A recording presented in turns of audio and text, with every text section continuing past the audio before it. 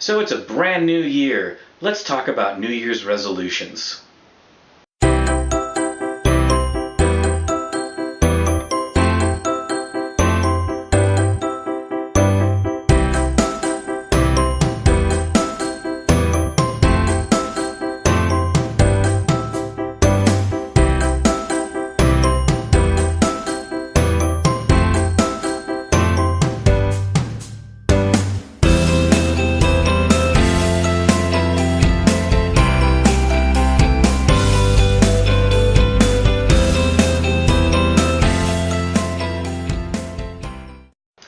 So a really common practice at the beginning of a new year is to create New Year's resolutions. This is something that we've actually been doing as a species for a long, long time. Even going as far back as the ancient Babylonians, they would make promises to their god at the beginning of a new year. And so this even goes into the Middle Ages when the knights would make a peacock vow where they were basically reaffirming their commitment to chivalry. And even onward as Christians began making sacrifices and commitment to God during the Lent season. So it has been kind of a desire of the human race to always better itself. And we've always seen the beginning of a new year as the perfect time to do this. In our modern tradition, we normally pick things like we're going to have a budget, or we're going to lose weight, or we're going to read a book a month, or something like that, some personal improvement thing that we decide we want to do better. Unfortunately, the vast majority of us actually fail when it comes to our New Year's resolutions. I know myself personally, I have made and broken many, many of them. And there's a few reasons why. First of all, we just don't keep track of our progress. We forget, we get busy, we get rushed during a day and we don't do something, and then another day happens and it's the same thing. And because we're not keeping track of our progress from day to day, we just kind of forget about it. And over time, we stop doing it. Another one is we make too many resolutions. We try to fix every problem we think we have in one go, and we just get bogged down with all of this stuff we've got to do. And finally, we set really unrealistic goals. We basically give ourselves a task that there's no way we can complete.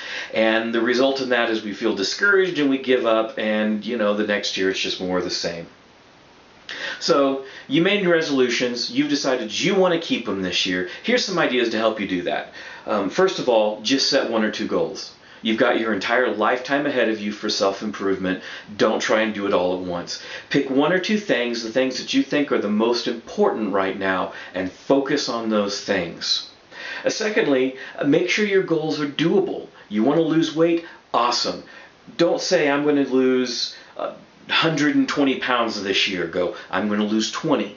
And you can lose 20 the next year. And if every year you try to lose 20 pounds, eventually you'll get down to where you want to be. So make sure your goals are doable. You don't want to just kind of set yourself an unrealistic goal. And the side effect of that is when you are successful this year, you have a much better chance of being successful next year in your goals as well.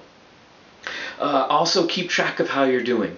Find some way that you can track your progress and you can make sure you're doing what you want to do every day or every week or whatever your interval is. And in just a moment, I'll talk about some tools that can help you do that.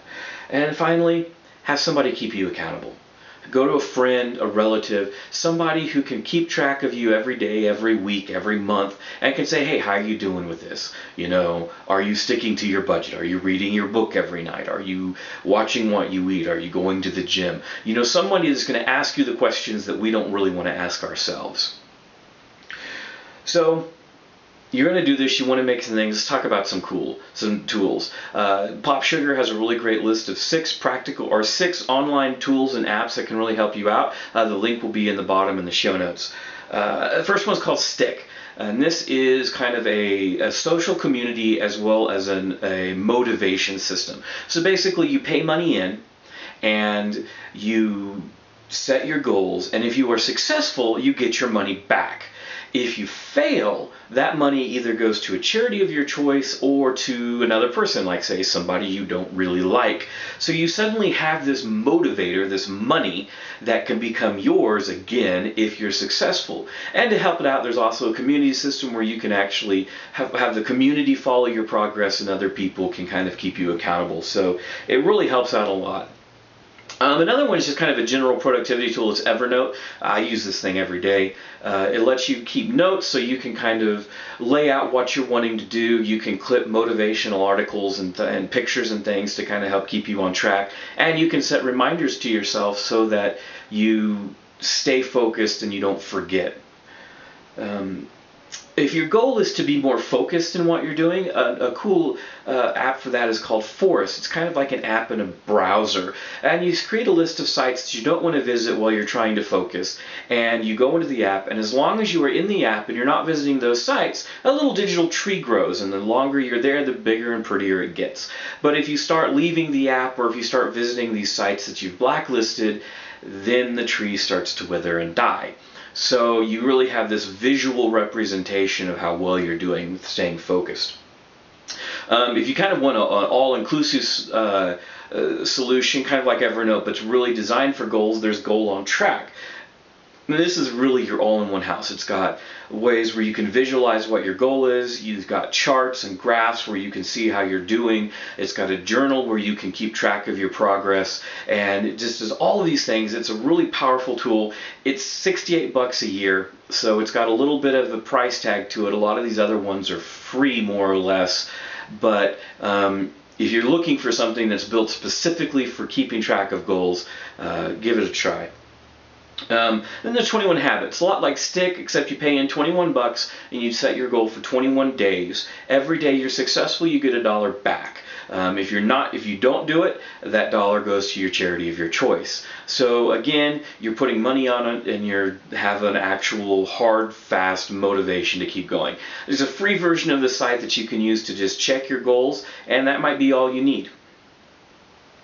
And finally, if your goal is to is monetary in nature, like you want to have a better budget or something like that, there's Mint. Mint is a really amazing site.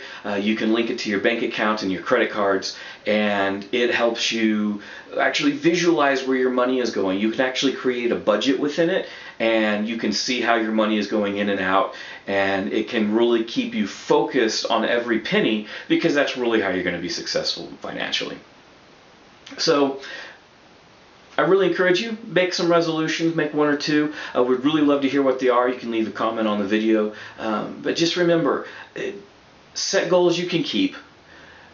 Find someone that can help you keep track of yourself and really track your progress, because you will find that when you are successful in making a positive change in your life, it has huge ramifications through every aspect.